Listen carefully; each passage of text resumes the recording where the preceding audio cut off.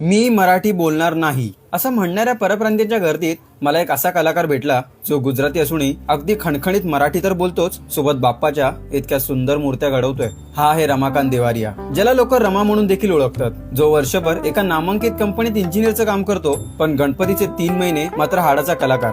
जो हप्ताभर पुण्यात कामाला असतो, परंतु शनिवार रविवार एका छोट्याशा कारखान्याचा मालक. जो हप्ताभर आवड नसलेलं काम करीत असला तरी शनिवार रविवार मात्र बाप्पाच्या एवढ्या सुंदर मूर्त्याच घडवतो. रमाचा जन्मच म्हणा मुंबईतला, त्यामुळे त्याला लहानपणापासूनच बाप्पाची भयंकर आवड आहे. गणपती तसं तर मी लहानपणापासून बनवतोय, म्हणजे एक लहानपणापासून आवड होती मला बनवायची. त्या आवडीतच तो स्वतःचा बाप्पा स्वतः करू लागला.